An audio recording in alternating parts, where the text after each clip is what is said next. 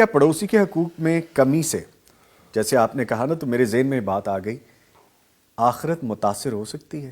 اللہ اکبر، جب ایمان نہیں بچا تو آخرت کیسے سدھر سکتی ہے؟ ظاہر ہے آخرت کی بیس تو ایمان پہ ہے نا جی، اہل ایمان ہی آخرت کے روز نجات پائیں گے۔ تو اس حوالے سے جی آخرت بری طرح برباد ہوتی ہے اور انسان اللہ تعالیٰ کی پکڑ اور عذاب کا مستحق ٹھہرتا ہے۔ اس بارے میں دو روایات میں آپ کے پیش خدمت کرتا ہوں، ناظرین اس پہ توجہ کر لیں۔ ایک تو وہ بڑا معروف واقعہ آپ نے بھی سن رکھا ہوگا کہ ایک عورت تھی، وہ بہت رب رب کرتی تھی اور بڑے مصلے بچھاتی تھی، روزے رکھتی تھی، لیکن اس میں ایک پرابلم یہ تھا کہ اپنی زبان سے اپنے ہمسائے کو تکلیف دیتی تھی۔ جی، یعنی وہاں یہ نہیں آتا کہ ان کی اجازت کے بغیر کوئی سامان اٹھا لیتی تھی، کوئی چوری چکاری کا معاملہ بھی نہیں ہے، کوئی اور بھی دھندا نہیں نظر آتا، بس یہ ہے کہ اپنی تؤذی بلسانہا جیرانہا او کما قال، اپنی زبان کے ساتھ پڑوسی کو تکلیف دیتی تھی۔ فرمایا جی بتائیے اس کی آخرت کے بارے میں زبان رسالت سے کیا رائے نکلتی ہے؟ آپ کیا ارشاد فرماتے؟ آپ نے فرمایا لا خیر فیہا، روزے رکھتی ہے، مصلے بچھائے رکھتی ہے، نمازیں پڑھتی ہے، سجدے کرتی ہے، رب رب کرتی ہے، اگر اپنی زبان سے ہمسائے کو تکلیف دیتی ہے تو اس عورت میں بھلائی نام کی چیز ہی کوئی نہیں۔ اللہ اکبر، لا خیر فیہا، جی، بد زبان انسان میں کوئی خیر نہیں ہے، اور بالخصوص وہ بد زبان کہ جس کی بد زبانی سے اس کا ہمسایہ پریشان ہے، تکلیف میں ہے۔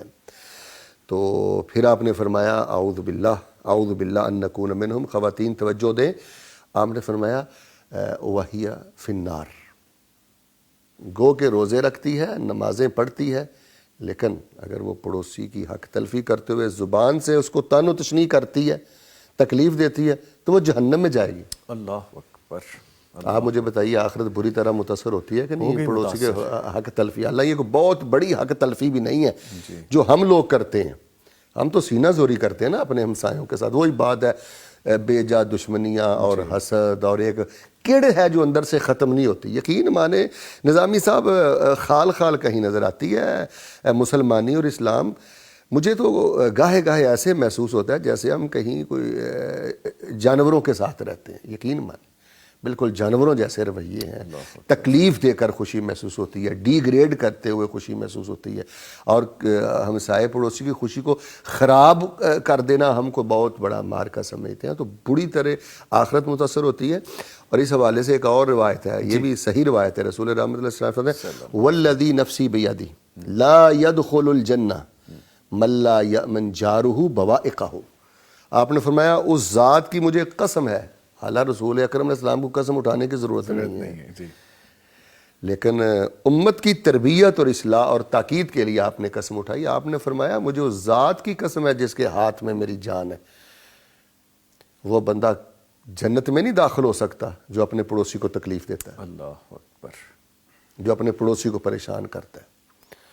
تو جس بندے کے دل میں ایمان کی رتی ہو اور اس کا یقین ہو کہ میں نے اپنے اللہ کی بارگاہ میں پیش ہونا ہے، تو ہم اپنے اس پیغام اور صبح وطن پروگرام کی روشنی میں یہ پیغام رکھنا چاہتے ہیں کہ وہ اپنے پڑوسیوں کے معاملے میں بہت حساس رہے۔ دیکھیں رشتہ دار نظامی صاحب انہوں نے گاہے گاہے آنا ہوتا ہے، کبھی آئے کبھی چلے گئے، بول کے وہ ہم ایک پنجابی میں نہیں بولتے ہمسایا ماں پیو جایا، ماں پیو جائے، جی۔ تو دیکھیں جن کے ساتھ آپ نے رہنا ہے، آپ کیوں خام خواہ کی جہنم میں خود کو دھکیل رہے ہیں اپنے پڑوسی دشمنی پال کر؟ یک طرفہ حسن سلوک کریں، مجبور کر دیں اپنے کردار کے ساتھ آپ اس کو بھی ایک اچھا انسان بننے پر۔